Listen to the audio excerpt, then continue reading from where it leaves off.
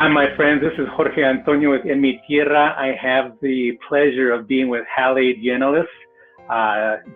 She is a mother, a daughter, a friend, a dreamer, a teacher, an amazing person, and we're just so honored to have her here on our program today. So welcome, Halie.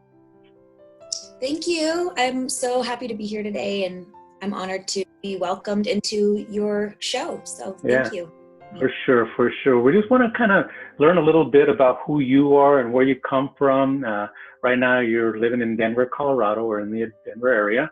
But have you always been here in Denver? Kind of tell us a little bit about who you are, where you're from.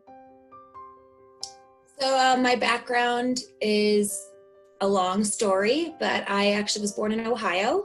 I came to Colorado with my mom and my two sisters when we were kids. We kind of a heavy background. We came here because escaping abuse and addiction from my father, who had some problems when we were growing up. But, you know, life is a journey, and we ended up in Colorado, and there's been a lot of beautiful experiences, and, you know, even through trial and tribulation, you grow and you strengthen as a human being to become more. And it's all part of your journey, and you should never wish to change that, because I am who I am today because of what I've gone through in my life. Yeah. Because there's such a sensitive part of you, and that came from all of this. And we have an option to be a victim of our circumstances or a victor of our circumstances. And you've chosen to be a victor of your circumstances. And so you followed a passion of yours of teaching, and now you're teaching as well? I do. I've been teaching for almost 15 years. Okay. I started teaching preschool and love teaching preschool little kids. And then I decided that I needed to kind of expand that and explore other ages and grade levels. And, you know, I think one of my greatest skills I have as a human being is that one of my greatest callings, I guess you could say, is that I love connecting with other humans, adults, children. I think that through teaching, through that human connectivity, those daily interactions that you have with other people, I think that that's what brings life to me. That's what, that connectivity is what sparks my passion in life.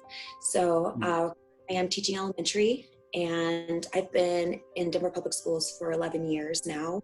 And, I think being able to, with my students, spread love and kindness and allow others to empower and change, you know, grow as individuals through your educational journey, and to your students, to the people surrounding you, your families, your community.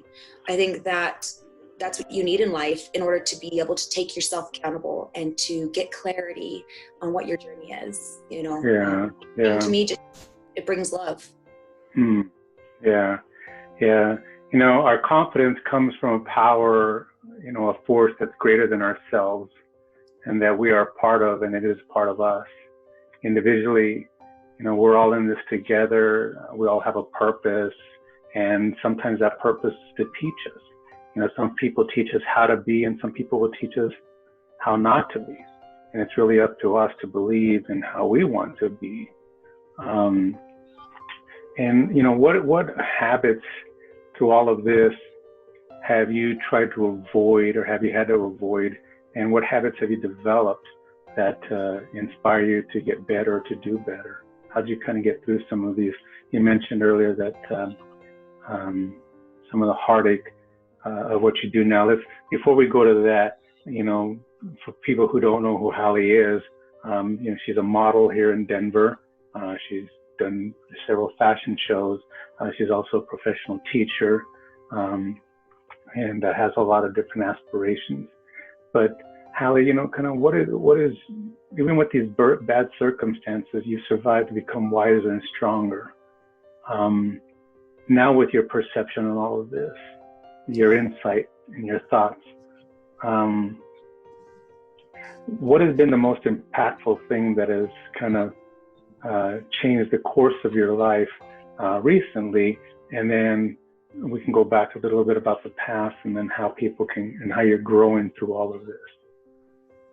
Okay. I think recently I discovered that life is well, we all know life is a journey. We always say life is a journey.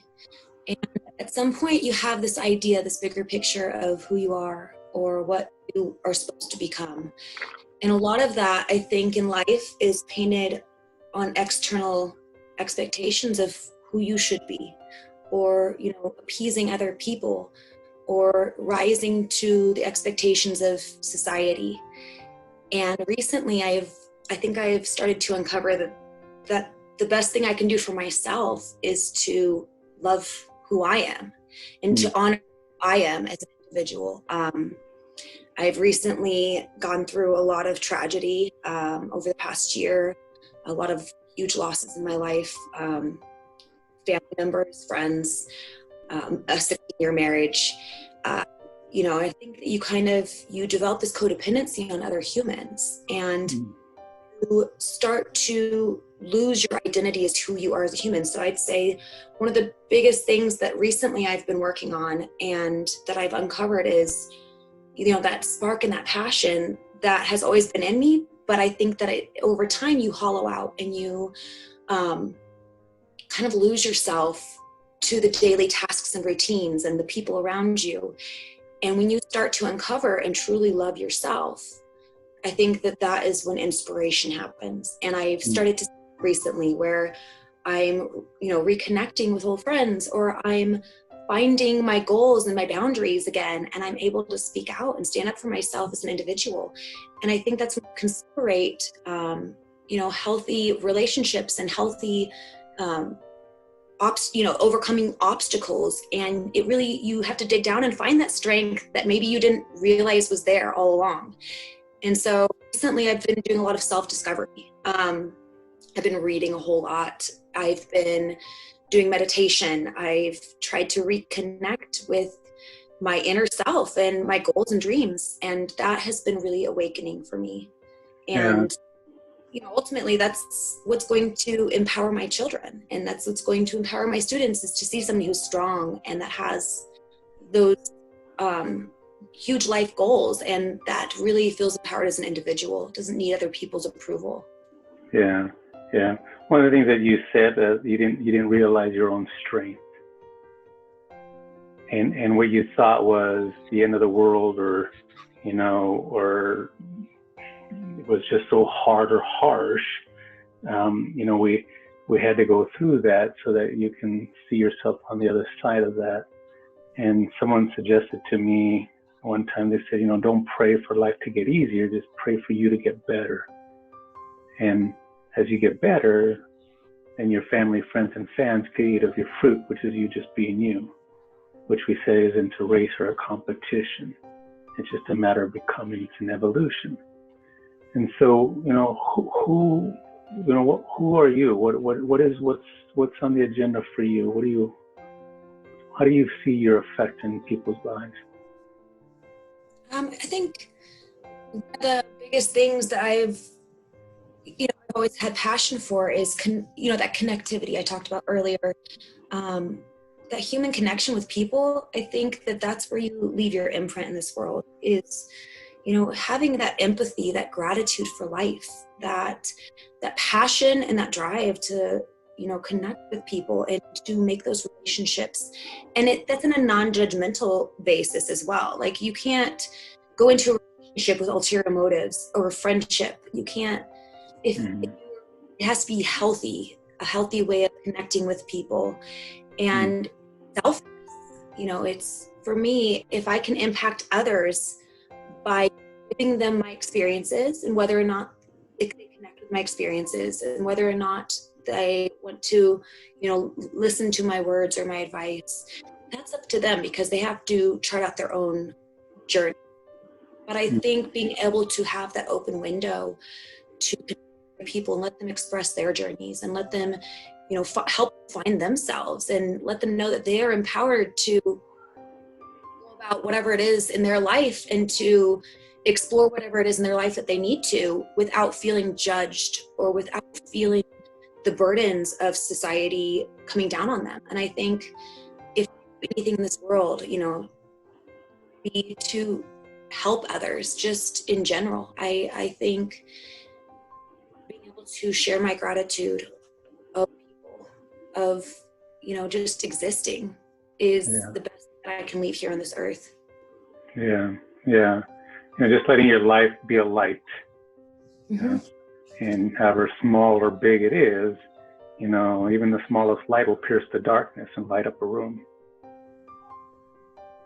And sometimes we even feel like in hopeless situations that, you know, our light's going to get put out. You know, it might be dimmed a little bit, but it's not put out. You know, besides your children, Halie, who and what inspires you? Ooh, that's a, it's a heavy question. I think, you know, I draw inspiration from nature a lot. I really find a connectivity to nature. I notice when I'm feeling really, you know, anxious, and we all sometimes don't feel our best. And I find myself really drawn to connecting with nature. I always say, if, you know, when you're feeling down, look up at the sky and smile, or at the trees, because they have a weird way of just reminding you that there's more out there. There's more to be drawn to, and more passions and love in the world to inspire you, other than what's just in front of you. You know, it's a big picture. And you said what inspires me. I guess that's a really deep one, because I've been inspired by a lot of things. I've been inspired by individual people who, you know, have overcome so many struggles in their life. My mom's one of them. She's been an inspiration in my life. She's gone through a lot, and yet she still rises to the occasion. You know, she's still in life and keeps pushing through even when things are hard. I've found inspiration in my children and the way they see the world. It's so innocent. You know, even in my students, they see the world in this innocent way, and they don't conform to the normalities that are expected of them. And that inspires me. It's like you have to reach in and find this inner child that somewhere along the way, sometimes we feel like we lose. Whatever that looks like to us. But recently I've been, like, for example, just finding that inner child piece, you know, going outside and building ice boards or coloring with chalk, or those things that as an innocent child, they're simple, but you found so much joy in them.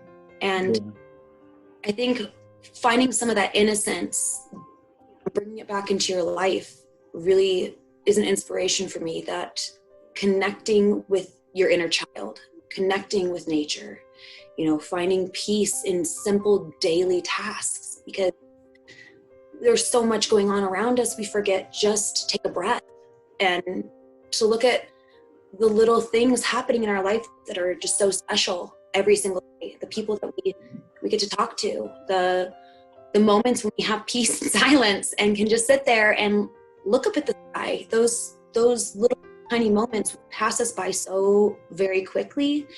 And I think we really take a moment to look at them and draw them in. That's true inspiration to your life and purpose and meaning. Yeah. And another question. So you talked about, you know, you're looking up to the sky and the ground and stuff like that. You know, so, you know, what is your spiritual experience like? You know, do you pray? What do you pray for? Who do you pray to? Or do you not? Spirituality, whatever your higher being is, right? I think that in this world, spirituality looks so different to so many people. But me, I use my spirituality more in a meditative cycle to draw in the gratitude and appreciation for the world. I like to believe that there's some sort of a force out there. I don't know what it is. I mean, for some people, you know, whether it's a God or a higher being, I think for each individual, that what it comes down to is it's something that speaks to you, right? It's something that opens up your soul, gives you a spiritual awakening to be able to make connection and feel like you have a greater purpose in the world, draw you in. For me, I think I try to do meditative practices every day, and that kind of grounds me. It connects me to where I am right now. I think that when you can find spirituality in yourself, it's kind of like that guide, that voice, that, like you were saying before, that light that opens up that path to say, this is your purpose, this is where you're supposed to be right now. And whether or not, you're going to have struggles, you're going to encounter problems along your path, but it's trusting. It's that spirituality guides you to trusting in doing what's best for you. It's that belief that there is a reason things are happening. It's going to guide you to a greater destination. And I think that if we believe and we feel we're genuine with ourselves, we're honest and open with who we are as humans, and we follow that spiritual guide, whatever that is, I think that ultimately we're being true to ourselves. Yeah. That's the only way you can find happiness in this world, right? Is to honor and love yourself. Yeah. Yeah. I used to struggle with God, and I used to think he was cruel, he was bad, or not even want to believe in a God. But then I had to surrender. I had to learn to surrender that something, for one, it was easier to believe in something greater than myself. Because myself was trying to get to the end of the story and sort it all out. I think as human beings, we rush processes sometimes. And so when I realized that nothing lasts forever, because again, what is forever? 1 second, a month, a year, 1,000 years? I think by death or decision, we all go our separate ways. And it's designed that way so that we can go, like what you said, so that we can appreciate it while we have it until it's gone.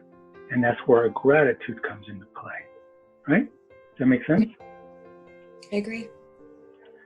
And so that gratitude goes to something that gave us breath, eyelashes, butterflies, mountains, stars and starfish, ideas, the color red. And that my job is just to wake up and be grateful to that. Well, shit, seems like a great job to me. Like that. Right? And so because even in our children, they're here to influence us and affect us and teach us, but our goal is to send them so that they can go experience the beauty of this life.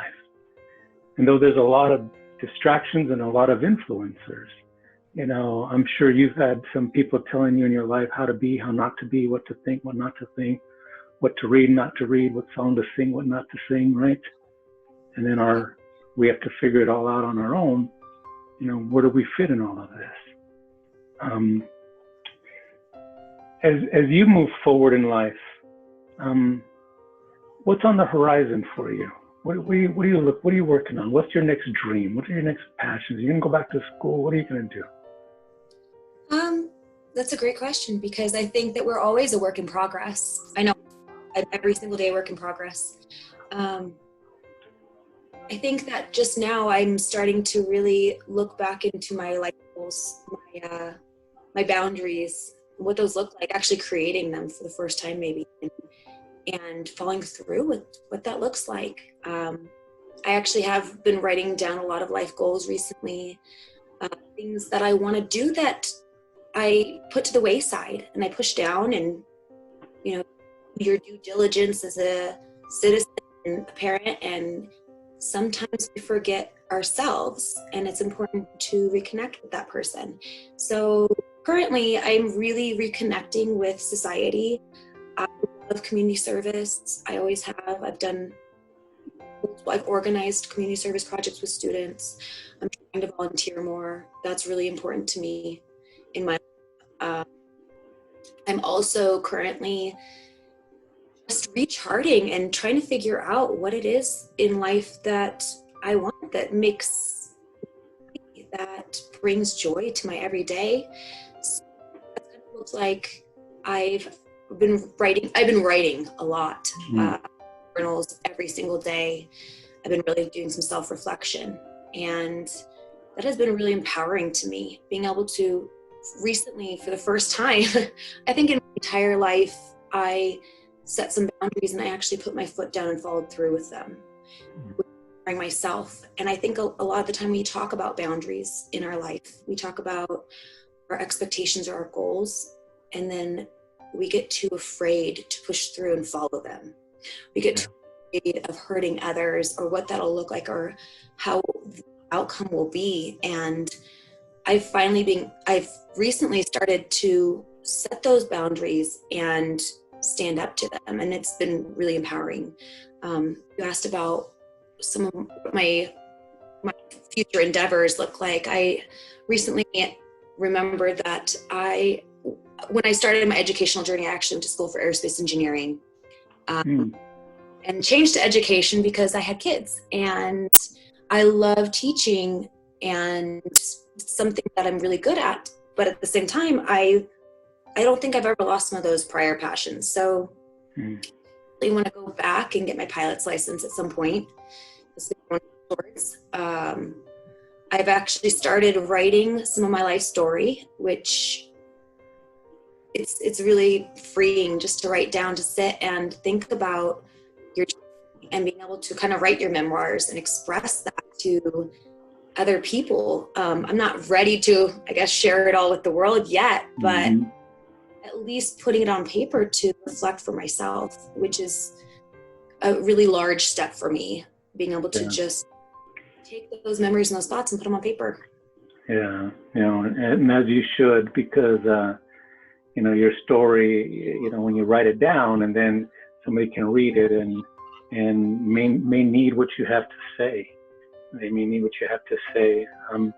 And Halie, if you were in front of your 16-year-old self right now, what would you say to that girl? Oh man, I could say a lot of things to that girl, but I guess the biggest thing is, trust your journey and stop worrying about what everyone else thinks of you, because teenage selves, we are so caught up, especially today, teenagers, but we're so caught up in worrying about everybody else around us, what they're doing. Oh, am I a successful person? Or what do they think about me? And am I appeasing everybody? I think that my 16-year-old self was so worried about pleasing the world, about making sure I painted a pretty picture, right? You wake up every day and you slap a smile on your face, or you do your best. You don't have to be your best. And I would tell that 16-year-old self, it's okay to have bad days and to not have it all figured out, because that's what life's about. It's about walking the journey and figuring it out as you go. You don't have to have it all written out. And I think the 16-year-old version of myself believed that you had to have everything planned out. And I've learned that's not the case. Yeah. Tina Turner sang the song, I think it was her or Dolly Parton, said, "Looking for love in all the wrong places." Absolutely. And as a young person, it's like we're trying to fall in love or have somebody fall in love with us, and hold on to a forever, create a forever. Yeah. Rather than just, like you said, enjoy the experience of life and go travel and go to school, because in school there's educators, learners, dreamers, people who are doing things with their lives. Go to other countries and learn how they speak, how they eat, how they worship, how just ignorant and small we are in all of this. But when we start popping out kids and husbands, then it becomes about them, not us, right? Absolutely. I think that you're spot on there. I think that, we have this image of what's right, of what we're supposed to be doing, the path that's determined for us. And I don't think that there is a determined path for us. I think that we pave our way as we go, one stone at a time. Yeah. My daughter, she's 24 now, and we were talking one time, and she said to me, she's always been an old soul. And she said, Dad, she said, instead of looking for love, why don't you just be love? And I thought, huh. And he says, love is patient and it's kind. It's gentle and it's self-controlled. It doesn't keep records of what's meant for it to not, or what did work out and what didn't work out. You know, it's not envious, jealous, or boastful. So it doesn't worry about what the other kids on the playground are doing or not doing, and who's sleeping with who, and who's losing weight. And not my place, you know. And it hopes, it perseveres.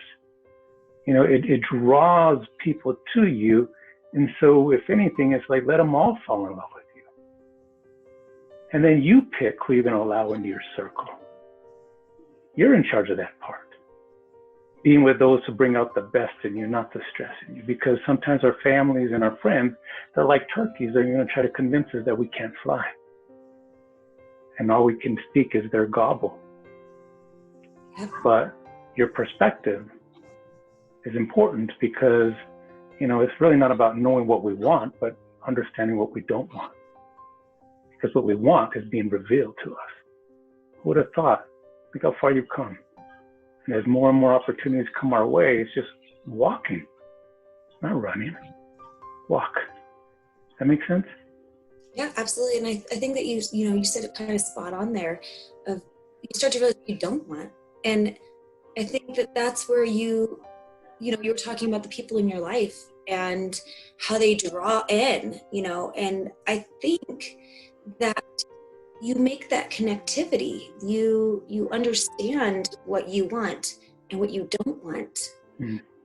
Those relationships shouldn't be about control or manipulation. Yeah. Or what are you going to get from this relationship? It's selfless. Just like you said, love is kind. It's selfless. Yeah. It's giving. It's wanting what's best for the other person, even if that doesn't involve you. Yeah. Not everything revolves around you, and you should love, I think, unconditionally. For some, you really love your family, you love your friends, you want to see them excel and succeed in life. You don't want to take control or manipulate that. And even if the journey doesn't include you, then you appreciate that they're doing what's best for them, and that is real, I think, love. Yeah. I like my relation with my daughter. I tell her, my job now is just to click the love button. I'm just a fan now. You know, I'm glad you don't need me, because my goal is for you not to need me. You know? And sometimes we try to create this relationship that you cannot do this without me. Do not leave. You can't exist without me. I can't exist without you. And I'm like, hey, don't put that on me. You need to exist for yourself, so that I can enjoy you, the fruits of you, just as much as you're going to enjoy the fruits of me. But people try to put that on that other person, mom or dad or sister or husband or kid. No, the goal is for them to come and affect our lives like the ocean, the waves, they come and they go. And because our connection is with that thing that created us, that thing that wants a relationship with us, that some call God, Allah, whatever you want to call it yourself, a rock. But really, it's about you just finding that peace. What do you think the difference between joy and happiness? I think joy is that which is within you, that they can't take it away. That's just the way of your attitude. That despite whatever you do, you can't take the joy away from me. The joy that I live an amazing life. Happy? Give me $100 right now, I'll be happy. As soon as it's gone, but I got to hold on to that joy. That even with or without your $100, even with or without you, I'm going to be okay. Does that make sense? Yeah, I think that happiness is an expression. It's an emotion, right? It goes as much as anger or sadness, and all of those emotions are acceptable. Mm-hmm. I think happiness is one of those skills that you have to practice. Yeah, yep. And how important do you think it is getting up? Sometimes getting up in the morning is the hardest part. It's actually funny. One of the books I was reading recently, it talked about how every single day, get up and make your bed. Doesn't matter what you're doing, make your bed, right? And it's funny because my mom said it a week later, the same thing. in the morning, even if you don't feel like getting up, just get up and make your bed. And it's reiterate, it's something that's so simple, but it's just the idea of starting your day, right? Your day every day with gratitude. And if it's, you're grateful just because you woke up, and that's going to bring you joy or happiness or peace of mind, then take that moment and be grateful for it. If the biggest success you have during the day is making your bed, appreciate that. Respect it and honor that, because sometimes that is the best we can do during the day. All of our days can be full of 1,000, tasks that we completed, and we have to just take those little simple moments and appreciate them. And that's where I think that joy comes from that you're talking about, is that internal feeling of, love and gratitude for just existing. That in making your bed, gives you that, for one, you're in charge. You're doing something purposeful so that you have something to look forward to, and whatever the day had in store, hopefully it wore you out with some amazing things, and that you had that thing that you made, that you were in charge of. And when you start off with that, and people wake up to their alarm clock, and now their alarm clock is in charge of their life, versus you waking up and being insane. I'm going to make it because I have a bed to make, and I'm grateful to that. I have a blanket. I have a pillow. And that's where it goes back to our gratitude. And I think when we focus on the gifts we had, we miss the gifts we have. Does that make sense? Absolutely. I 100% agree with you on that. I think that practice of gratitude, I think a lot of the time we talk about I'll be happy when I ABC. I'll be happy when I graduate, or I get this dream job, or when I buy this car, I'll be happy then. And we're striving and we're reaching and we're crawling and grappling with ourselves to find this ideal happiness that we believe exists there with, these exterior, these material, or these outside forces. And really, happiness and gratitude is right there in front of you every second of the day. It's the simple things, making your bed, right? You have a bed. It's the simple things. It's waking up. It's looking around you and realizing, I have an opportunity right now. I'm waking up. I have an opportunity to make whatever I am going to make of this day. Not looking at that bigger picture of saying, oh, I'll be happy when. We'll be happy now, because tomorrow's not promised. And I agree with that. Folks think that this has to happen in order to be happy. Again, the process, life is a journey. It's not one thing, it's everything. It's an all-inclusive package. And so as long as you can feel the ride, even the pain, again, people feel pain because we have these expectations that we put on people and things, that you're not going to hurt me, or that you're going to be this way forever in my life. And so this is what I expect of you. And then we end up disappointed. And so I created a simpler life where I now walk into a situation where, I expect nothing. I just appreciate everything. And if you got tacos, well, shit, that's bonus material. But outside of that, I'm going to be okay without your tacos. Like I said, I had to learn to do without. Tacos, right?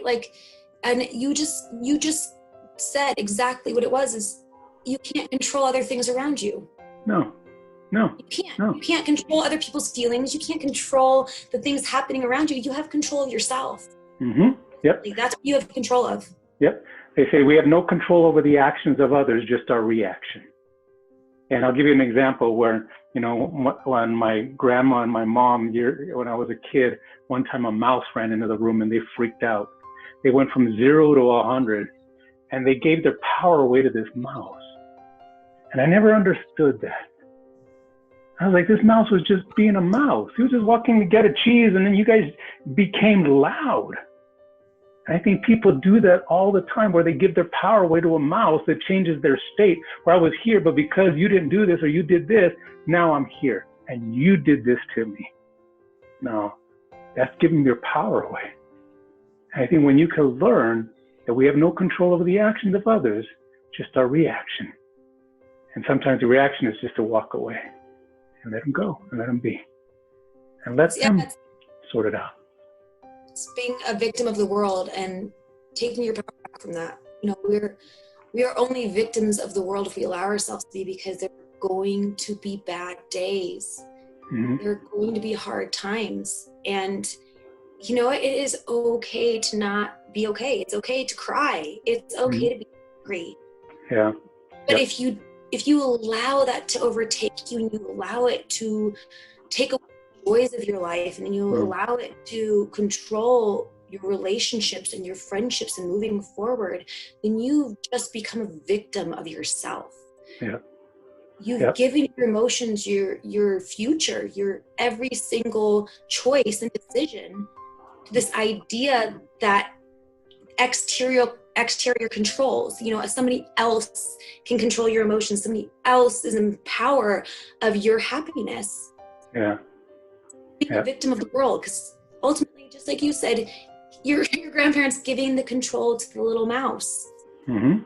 And you have to get over that. You have to say, it's okay for me to be angry or sad, but I'm not going to be a victim of it. What am I going to do to change moving forward? Yeah. Because we can complain all day. We can complain all day long, but what is your solution? Yeah. And not just the solution, because it's not about figuring it out. It's about dusting yourself off sooner.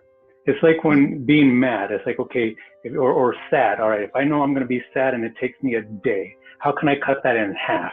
And then how can I cut that in half so that I'm back to my normal? I'm back to the joy of my life.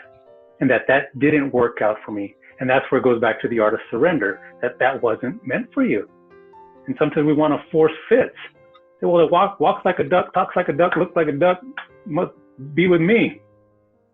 But that's not always the case. And sometimes we want to force our love and force fits upon people, and even our advice upon people. But really, I think as we pray, you know, you're in spirit.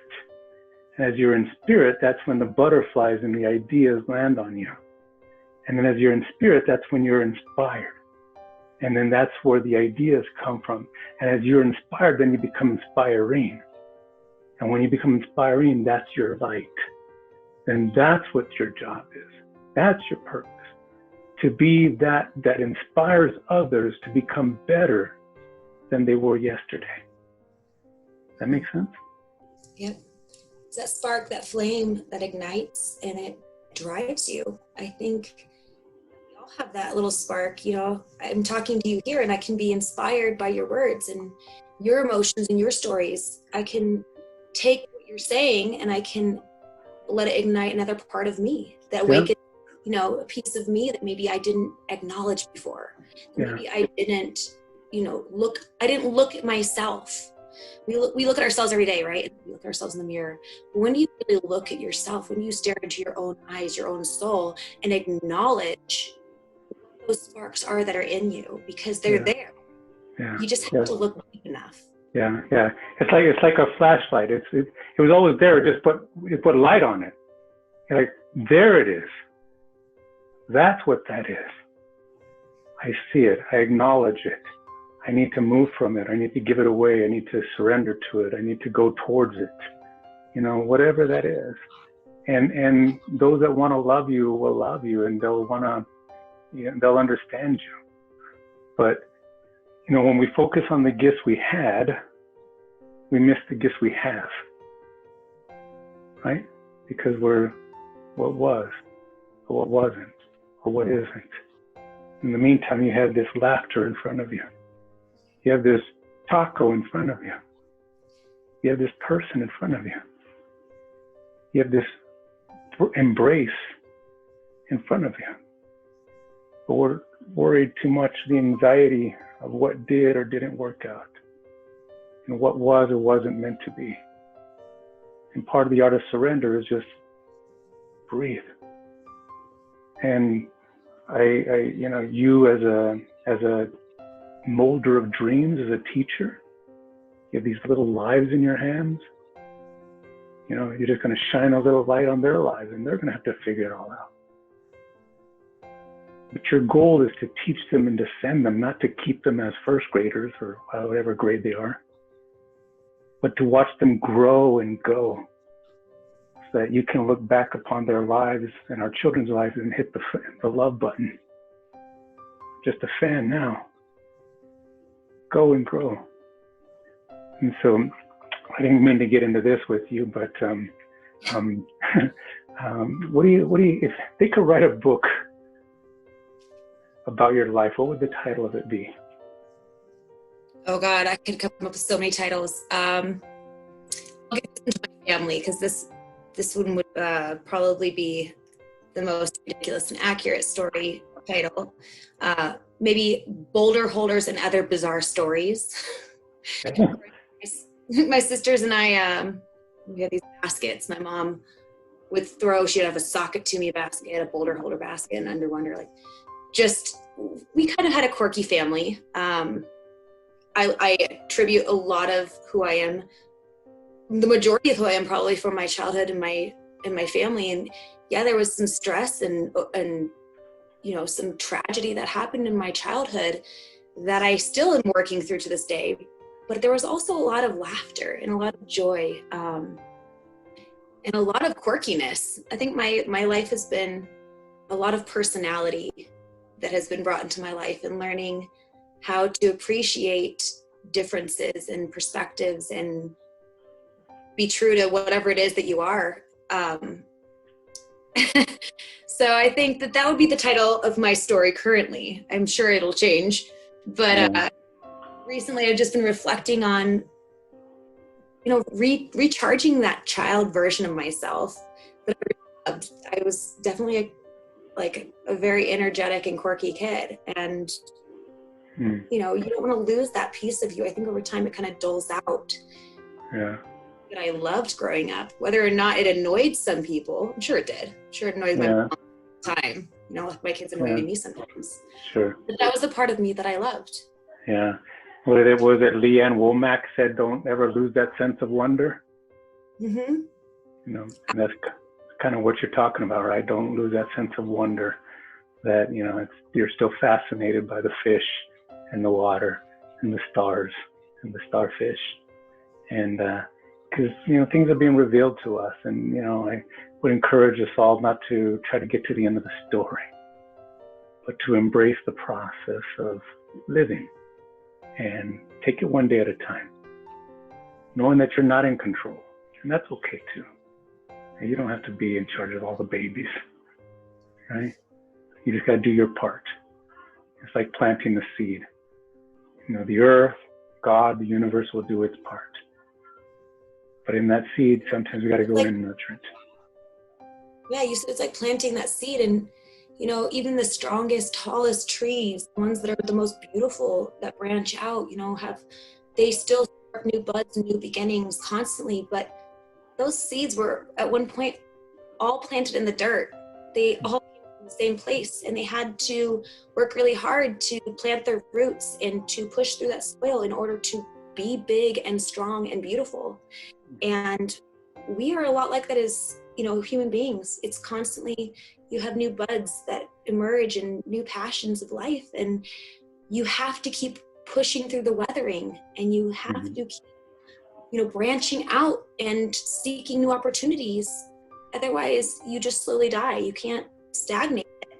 And it all comes down to those roots, that soil, that dirt that we all had to rise from, and to push through it. Yeah, that's right. That's right. And I love you as a tree. And if you ask that tree out there, "Hey tree, how tall will you grow?" I'll say, "Well, I guess as tall as I can." "Well, how deep will your roots go?" "Well, as deep as they can, I imagine." "Well, they can tear you down, cut you down, burn you down." He's like, "Okay. In the meantime, I got living to do.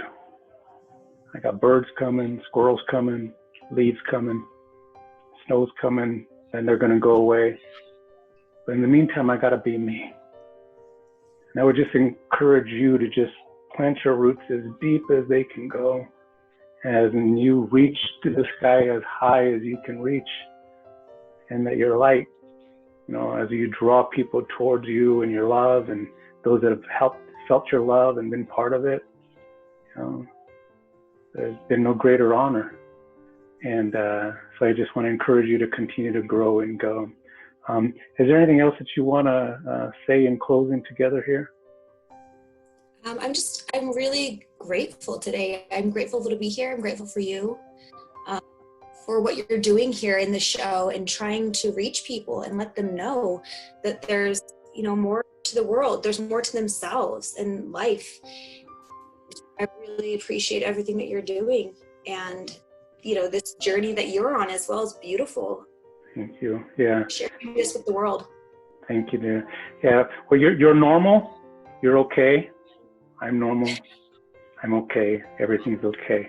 So, I don't even know what normal is. Again, and I don't even know if I want to be normal, but just know that I guess it's normal to feel how you feel and stuff. But, again, we just wanted to hear just your testimony, your story. Folks see you from afar. They see your photographs, but none of them have really had the chance to just sit down and get to know who Halie is, and what motivates her and stuff. And anybody who listens to this podcast, this show, this program, just be encouraged. Be encouraged by this life, and may you continue to shine bright like a diamond. And diamonds have to go through a lot to become what they are today. So thank you, Halie, for sharing with us today. If people wanted to follow you in your work and get, how can they find you? Currently, most of my sites are under construction, just like myself in my life. I'm under construction. Okay. So currently I have Facebook. So you can find me under Gianulis Modeling or under Halie Gianulis. Currently my site's open. I will put links when I reopen other sites. When their work in progress has been, pursued completed to its capacity. Yeah, for sure. Yeah. Well, keep shining bright like a diamond. Thank you for sharing your testimony and your story and give us a little glimpse into your heart. And we wish you the best. My friends, this is Jorge Antonio with En Mi Tierra. We'll talk to you soon. Take care.